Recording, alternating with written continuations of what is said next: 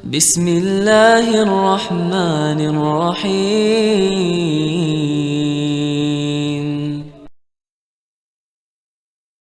Hadirin yang dirahmati oleh Allah Subhanahu wa taala, kita akan kedatangan tamu ya, tamu yang luar biasa, tamu yang istimewa, tamu yang bernama Rajab. Allah Subhanahu wa taala berfirman dalam surat At-Taubah ayat 36, "Inna iddatasy syuhuri indallahi 12 syahra fi kitabillah yauma khalaqas samawati wal ard minha arba'atun hurum." Sesungguhnya jumlah bulan di sisi Allah Subhanahu wa taala ada 12 bulan. Ketika Allah ciptakan langit dan bumi. Dan di antara 12 bulan tersebut Allah ciptakan 4 bulan yang mulia atau yang biasa dikenal dengan 4 bulan haram. 4 bulan yang mulia atau yang biasa dikenal dengan 4 bulan haram.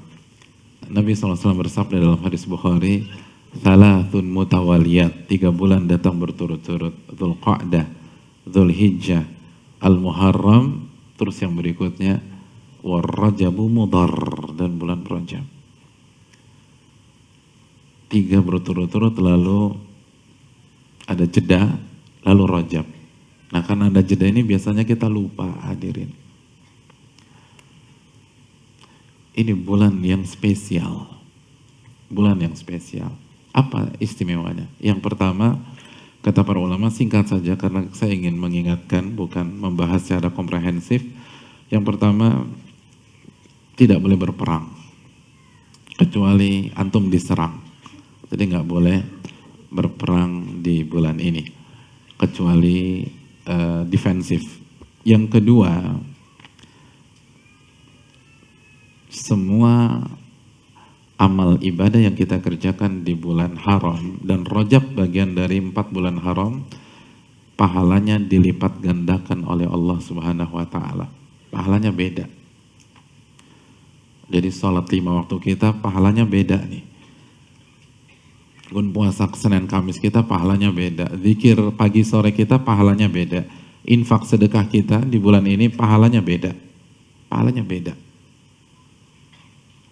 Dilipat gandakan oleh Allah.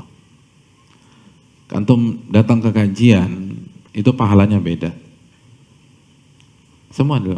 Antum birrul walidain, antum berikan hadiah buat orang tua, itu pahalanya beda. Pahalanya lebih tinggi. Ini bulan Rajab. Seluruh amal ibadah pahalanya dilipat gandakan oleh Allah. Dalilnya tafsir Abdullah bin Abbas dalam surat At-Taubah ayat 36. Antum bisa cek di tafsir-tafsir klasik. Jadi ini waktunya beribadah. Ini waktunya memperbanyak sholat duha. Ini waktunya menjaga rawatib.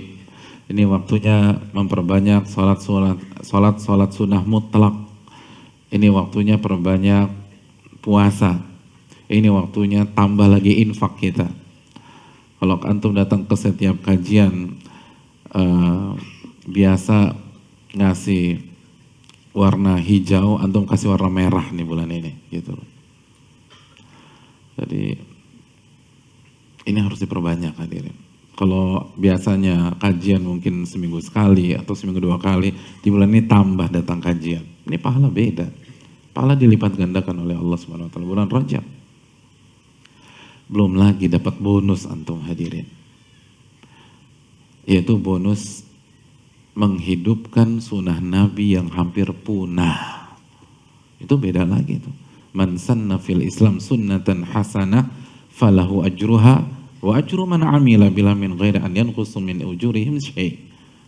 Dalam hadis Muslim, barang siapa yang menghidupkan sunnah Nabi di tengah-tengah masyarakat, sunnah yang hampir punah, sunnah yang udah jarang, maka dia akan mendapatkan pahala, dan dia akan mendapatkan pahala orang yang mengerjakan sunnah itu karena terinspirasi dia, karena ngikutin dia, tanpa mengurangi pahala orang itu sama sekali. Jadi orang itu sempurna, antum dapat. Jadi antum dapat pahala menghidupkan sunnah Nabi SAW. Semangat beribadah di bulan Rajab dari awal sampai akhir itu sunnah Nabi SAW yang sudah mulai punah sekarang, yang sudah mulai langka. Nah, antum kalau hidupkan, oh luar biasa, hadirin.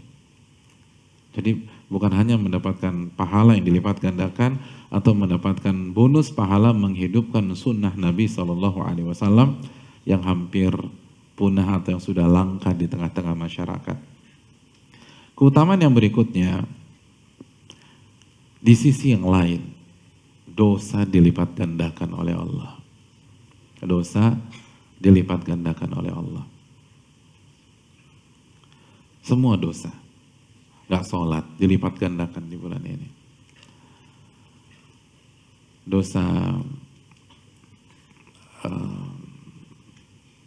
durhaka dilipat gandakan. Ngebentak suami dilipat gandakan. Ngebanting istri dilipat gandakan oleh Allah. Loh beneran ini.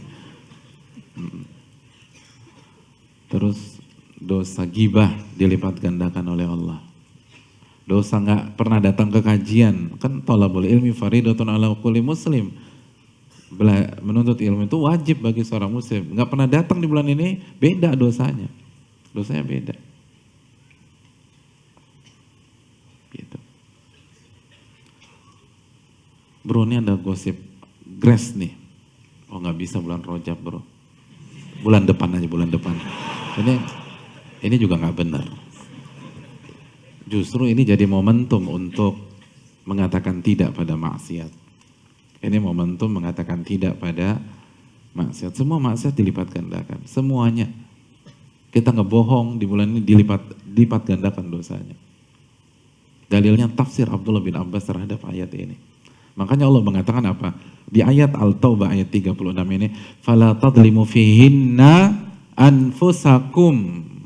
Maka janganlah kalian menzolimi diri-diri kalian di 4 bulan haram ini. Itu kata Allah. Janganlah kalian menzolimi diri-diri kalian di 4 bulan ini. Apa maksud menzolimi diri? Catat baik-baik sebuah kaidah dalam agama kita. Setiap maksiat yang kita lakukan sejatinya menzolimi diri kita sendiri. Itu kaidah. Dan saya ingin ini menjadi salah satu oleh-oleh kita pulang pada malam hari ini. Setiap maksiat yang kita lakukan itu sejatinya kita menzolimi diri kita. Loh, kenapa Ustadz?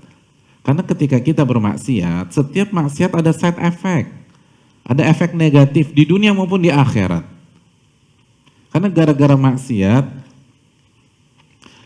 kita kena musibah, kita kena bala. Masih ingat surat Asy-Syura ayat 30? Wa ma asabakum mim musibatin fabima kasabat aydikum. Apapun yang menimpa kalian, itu salah satu andil dosa kalian. Jadi itu ngedzalimin diri sendiri. Dan ketika kita sudah meninggal, gara-gara dosa orang diazab di dalam kubur. Gara-gara dosa seseorang gak mendapatkan naungan Allah pada hari kiamat ketika matahari berada 1 mil di atas dia. Gara-gara dosa dia dimasukkan ke dalam api neraka, dia dibakar, dia dipotong-potong, dia digantung. Itu kan ngedzalimin diri sendiri. Jadi setiap dosa atau setiap maksiat adalah kezaliman pada diri. Makanya kan Allah kata apa? Wa ma dhalamuna walakin kanu anfusahum yadhlimun. Ketika mereka maksiat, melakukan kesyirikan, mereka nggak pernah zalimin kami, kata Allah. Tapi mereka menzalimi diri-diri mereka sendiri. In ahsantum ahsantum li anfusikum wa in asatum falaha. Kalau kalian buat baik, itu untuk diri kalian. Kalau kalian melakukan perbuatan buruk, kalian yang akan kena getahnya. Di awal-awal surat Al-Isra. Hadirin yang dirahmati Allah. Maka maksud ayat ini, janganlah kalian melakukan dosa di 4 bulan ini, kata Allah. Apa maksudnya? Apa maksudnya? Janganlah kalian melakukan dosa di 4 bulan ini.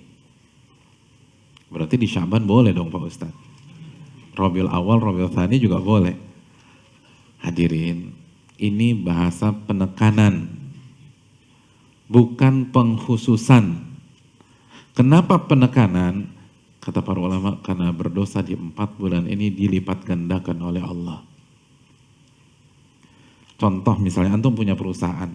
Analoginya gini, antum punya perusahaan. Besok perusahaan antum akan didatangi oleh Menteri Tenaga Kerja. Mau survei.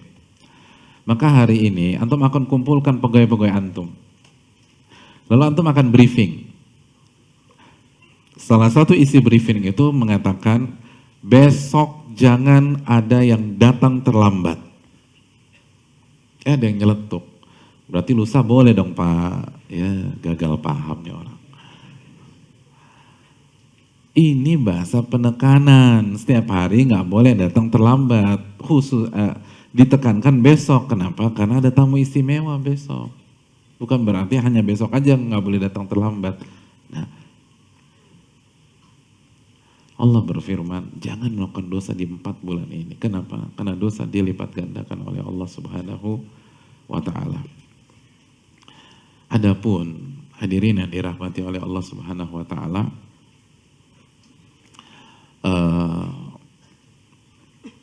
amal-amal apa saja yang kita kerjakan di bulan Rajab dan apa fadilahnya mengerjakan ibadah di bulan Rajab atau amalan-amalan tersebut di bulan Rajab.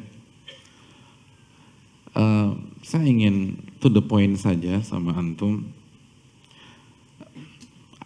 Kita langsung buka saja penjelasan dari pakar hadis kita, Al-Imam Ibnu Hajar Al-Asqalani rahimahullah, ulama hadis dari madhab Syafi'i, ulama kebanggaan kita, pensyarah Sahih Bukhari.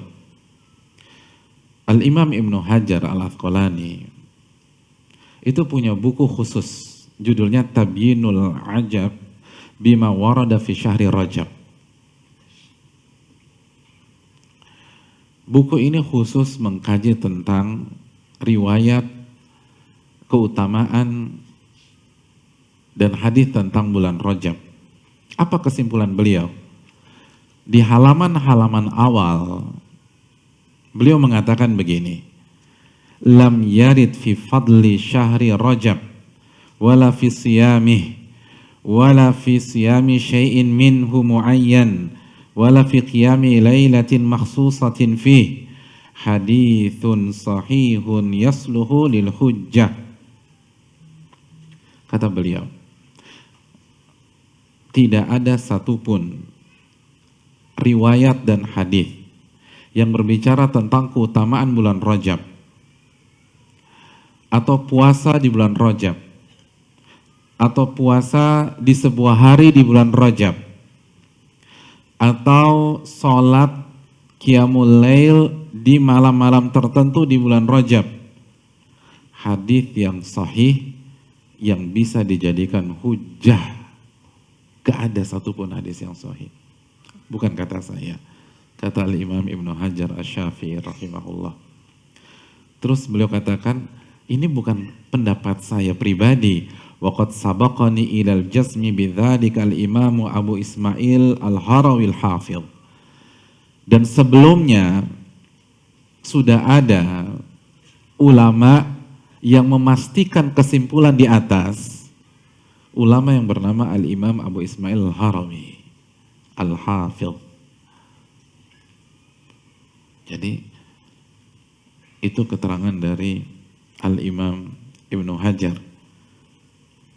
Lalu di satu poin lagi beliau juga menyampaikan di halaman-halaman awal ya, ada beberapa cetakan. Kalau cetakan saya di halaman ke-33, di halaman 33 ini beliau mengatakan, wa ammal ahadithul waridatu fi fadli Rajab au fadli siyami au siyami syai'in minhu sarihatun fahiya ala qismaini dha'ifa wa maudu'ah.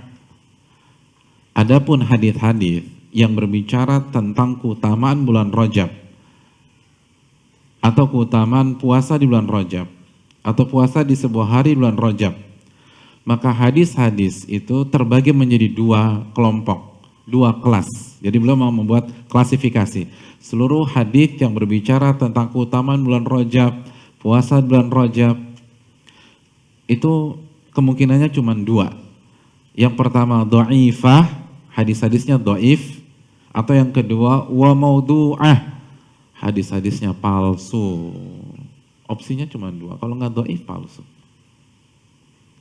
Jadi nggak ada satupun hadis yang sahih. Artinya, silakan perbanyak ibadah di bulan Rajab.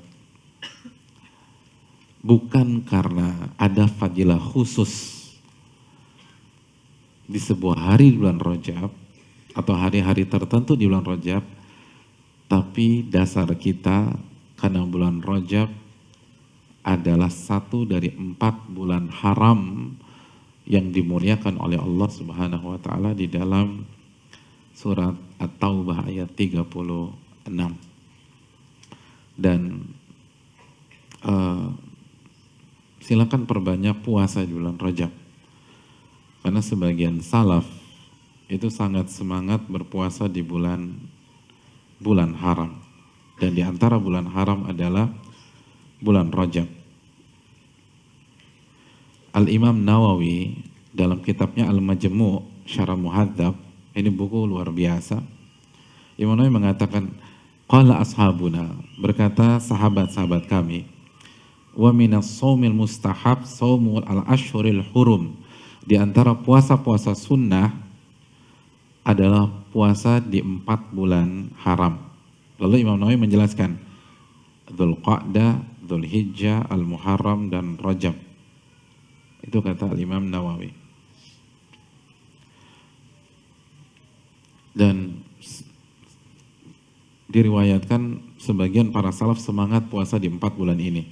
Di antaranya Ibnu Umar, Al-Hasan Al-Basri, Abu Ishaq, bahkan Sufyan Ats-Tsauri, salah satu ulama besar, mengatakan Al-Ashhurul Hurum ahabbu ilayya an asuma fiha. 4 bulan haram adalah waktu yang paling aku sukai untuk berpuasa sunnah.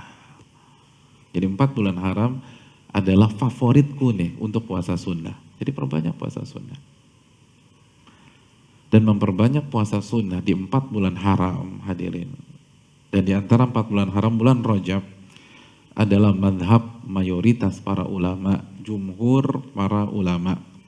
Ini adalah madhab Hanafiyah, Malikiyah, Syafi'iyah, dan sebagian Hanabilah.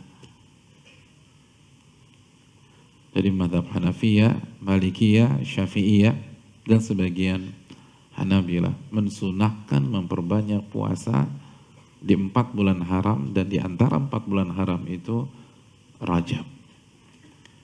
Tapi yang perlu diingat adalah nasihat para ulama, salah satunya nasihat Imam Syafi'i, jangan puasa full. Kenapa? Karena para ulama tidak suka jika kita berpuasa di sebuah bulan seperti kita berpuasa di bulan suci Ramadan. Makanya dalam riwayat Umar itu pernah memaksa seseorang membatalkan puasa sunnahnya di bulan Rajab. Dijelaskan maksudnya agar tidak menyerupai Ramadan, bukan tidak boleh berpuasa di bulan Rajab. Dan ini juga nasihat dari Al-Imam Asy-Syafi'i rahimahullahu ta'ala.